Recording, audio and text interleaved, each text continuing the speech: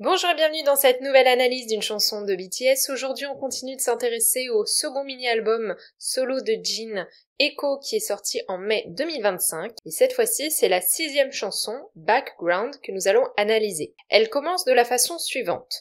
Je vis toujours ici. Dans cette saison où tout ton monde était moi, les mots que je répète seul, si je pouvais revenir en arrière, qu'est-ce que je dirais? Si je t'appelle, ça résonne et ça me fait encore mal. Même en attendant, j'essaye de me convaincre que c'est de l'amour. Ce premier passage nous donne, dans les premières phrases, une information, à savoir que la relation est terminée. On a en effet une opposition entre l'individu qui est dans le temps présent, avec la phrase « je vis toujours ici », et la mention de ce qui n'est plus, avec l'emploi du passé dans la deuxième phrase, dans cette saison où tout ton monde était moi. L'impossibilité de se détacher du passé est marquée par la pertinence des sentiments, avec l'idée de répétition, les mots que je répète seul. La communication avec l'autre a été coupée. Si je pouvais revenir en arrière, qu'est-ce que je dirais? Cette phrase illustre en effet à quel point les mots de l'individu sont inutiles. De plus, pour renforcer cette idée, on a la métaphore de l'appel. Si je t'appelle, ça résonne et ça me fait encore mal. Ce qui dessine l'image d'une ligne téléphonique coupée, ne permettant pas de joindre le destinataire. Le passage se termine sur l'évaluation des sentiments éprouvés par l'individu. J'essaye de me convaincre que c'est de l'amour. Cette phrase vient illustrer le fait que la situation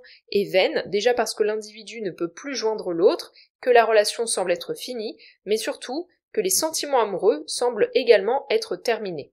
La chanson continue avec un second passage. Cette nuit noire sans étoiles, sur scène, avec les lumières éteintes, ça reste comme une image différée. J'erre encore, peut-être que dans un autre lieu, un autre temps, si je pouvais revenir en arrière, serais-je alors à tes côtés, moi t'attendant, je serais à l'arrière-plan. On a deux métaphores dans le début du deuxième passage qui viennent marquer le tournoi émotionnel dans lequel se trouve l'individu. L'absence de lumière est en effet convoquée à travers deux phrases. Cette nuit noire sans étoiles, sur scène avec les lumières éteintes. Ensuite, on a à nouveau des phrases qui nous présentent l'individu comme ressassant le passé, peut-être que dans un autre lieu, un autre temps, si je pouvais revenir en arrière, serais-je alors à tes côtés. Cela fait écho au premier passage de la chanson avec la phrase « Si je pouvais revenir en arrière, qu'est-ce que je dirais ?» À nouveau, l'individu est montré comme étant impuissant face à la situation sur laquelle il n'a plus le contrôle. Néanmoins, il persiste quand même dans une forme d'attachement à l'autre, comme on peut le voir avec la dernière phrase « Moi t'attendant, je serai là à l'arrière-plan ». Cette phrase fait référence au titre de la chanson, puisque le mot background signifie littéralement arrière-plan, et encore une fois, ça permet de convoquer l'idée que l'individu est dans un immobilisme.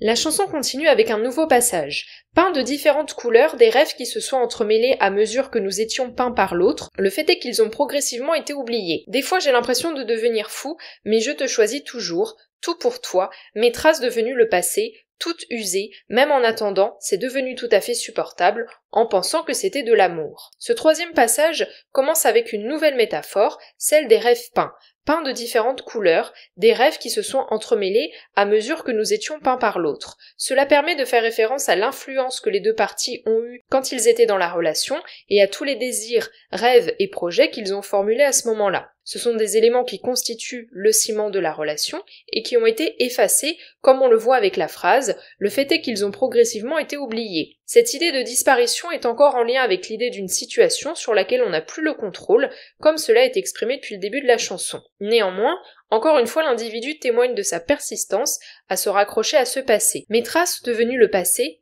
toutes usées. Même en attendant, c'est devenu tout à fait supportable en pensant que c'était de l'amour. Cette fin de passage renvoie à nouveau à cette idée d'immobilisme avec l'emploi du verbe attendre. De plus, on a à nouveau la référence au sentiment qu'éprouve l'individu, mais cette fois-ci il y a une évolution. Auparavant, il semblait plutôt se persuader que l'amour qu'il portait à l'autre était persistant, comme on le voyait avec la phrase « j'essaye de me convaincre que c'est de l'amour », tandis que, ici, le temps qui est employé n'est plus le présent, mais le passé, c'est devenu tout à fait supportable en pensant que c'était de l'amour, et cela permet de montrer une évolution dans sa mentalité. La chanson se conclut par un dernier passage. La nuit où toutes les histoires ont pris fin, sur scène avec les lumières éteintes, ça reste comme une image différée.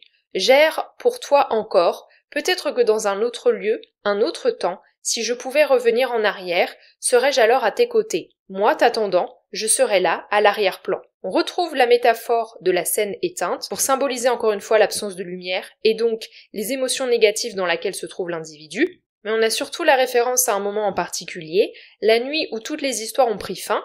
On peut donc supposer qu'il s'agit d'une référence au moment de la rupture avec l'autre. Le reste des phrases de ce passage sont des répétitions de phrases précédentes dans la chanson. Elles contiennent l'idée du lien au passé, de la volonté d'avoir pu influencer les choses pour éviter de se retrouver dans cette situation actuelle, et surtout de cet immobilisme avec la convocation de l'image de l'arrière-plan dans laquelle se positionne à nouveau l'individu. Ainsi, si celui-ci semble avoir opéré une évolution dans sa mentalité vis-à-vis de ses sentiments pendant la chanson, celle-ci se termine néanmoins à nouveau sur cette idée d'immobilisme toujours en lien avec son titre. En conclusion, cette chanson nous dépeint la peine ressentie suite à la fin de la relation amoureuse, ainsi que le ressassement du passé, la formulation d'hypothèses qu'on se fait pour savoir si un changement de comportement aurait pu permettre d'éviter la situation de rupture, et surtout, cette chanson nous parle d'immobilisme mental et émotionnel dans laquelle se trouve l'individu, symbolisé par la métaphore de l'arrière-plan. J'espère que cette analyse vous aura plu, n'hésitez pas à me dire ce que vous en avez pensé en commentaire.